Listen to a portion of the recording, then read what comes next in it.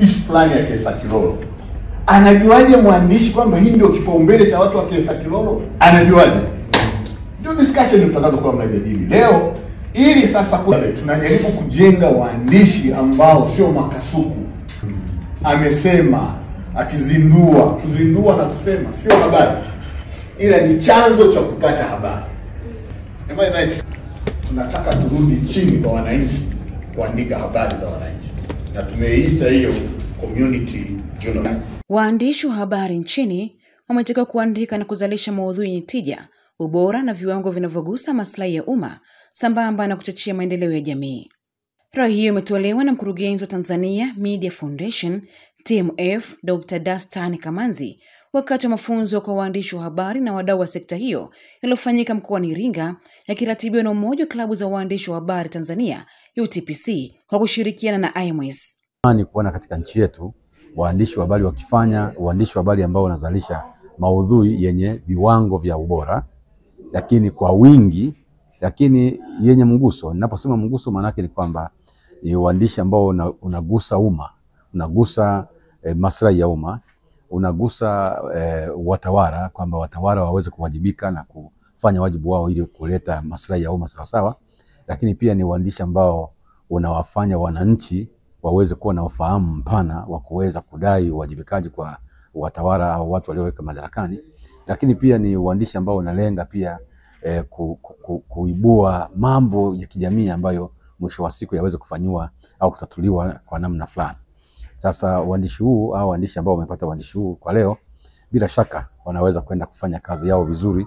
Na katika mkoa huu wa Iringa, waandishi ambao wako hapa yumkini watabadilisha namna ambavyo wanafanya uandishi wao hapa kwenye mkoa wa Iringa na wengine ambao wametoka mikoa mingine. Awali akifungua mafunzo hayo, mkurugenzi wa UTPC Kenneth Mbaya amesema mafunzo hayo yanakwenda kuwajengia uwezo wa waandishi wa habari hata kuandika habari zenye kuibua hoja za kijamii na kuchochea wajibikaji miongoni mwa viongozi na taasisi mbalimbali. Huku akiwataka waandishi wa habari kuwa wasikilizaji wazuri ili kupata taarifa sahihi zitakazowezesha kufanya uandishi wa uchunguzi wenye tija.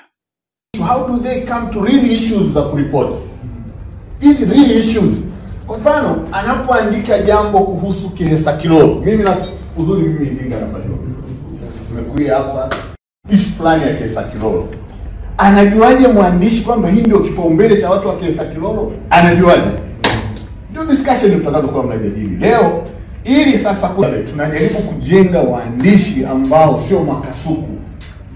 Sikilize. Listen.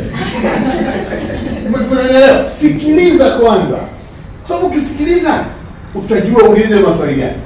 Sawa? Sababu utafiti una layers zake. Utafiti una layers. Victor Maleko ni msimamizi wa mafunzo kutoka UTPC. Amesema mafunzo haya yanalenga kuwaunganisha waandishi wa habari na wananchi ili habari zinazotolewa ziwe zenye manufaa kwa jamii. Na nzuri, wananchi wamepata fursa ya kueleza changamoto ambazo wanakutana nazo hapa Iringa, na waandishi wa habari walioko hapa ni waandishi ambao wanapita kwenye mchakato unaitwa IJ Fellowship. Ni fellowship ya kuhusu waandishi wa habari za uchunguzi, ambao sasa wakiwa hapa wanaokota ama wanakusanya idea mbalimbali ambazo wananchi wanazo. Na tuko mchanganyiko wa watu wengi, serikali walikuwepo hapa, wamiliki wa vyama vya bodaboda, viongozi wa dini, wanafunzi kutoka chuoni.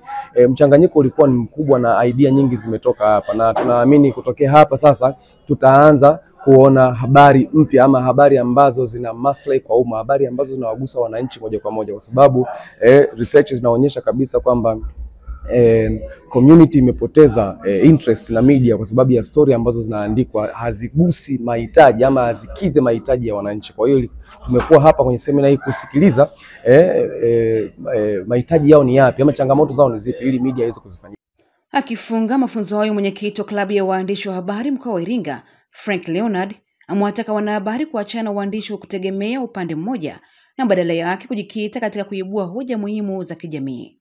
Katika mazingira ambayo tunafanya kazi kwa hofu, woga, na sasa hivi kuna kitu kipya na ambacho waandishi wa habari wengi wanakipenda sana, wanakishadidia sana: uchawa. waandishi wa habari tumejiingiza kwenye kitu inaitwa uchawa. Badala ya kufanya kazi ya kuibua changamoto ili mamlaka zinazohusika zizichukue hizo changamoto na kuzifanyia kazi, kuna mahali hatuendi sawa sawa. Na hapa baadhi ya washiriki walioshiriki mafunzo hayo wanatoa maoni yao. Wito wangu kwa waandishi wa habari, tuitendee haki jamii ambayo tunaihudumia. Kalamu zetu zitende haki kwa kuibua yale ambayo yanaihusu jamii, sio yale ambayo yanawahusu viongozi. Manake kwa sasa kumekuwa kuna wimbi la kuandika fulani wenye majina, lakini tumeiacha jamii ambayo ndio inabidi tuizungumzie zaidi. Kwa hiyo waandishi turudi nyuma pale ambapo tulijikwaa, kwa kurudi kuisaidia jamii iweze kuwa na uchumi. Kwa hiyo kwa kupitia elimu hii, mimi ninaamini kabisa kwamba waandishi wa habari sasa wamejengewa ule uwezo na kujiamini kwamba wanatakiwa wafanye nini, na ili waweze kufanikisha habari kufika kwa watu ziwe zenye uhakika na zenye.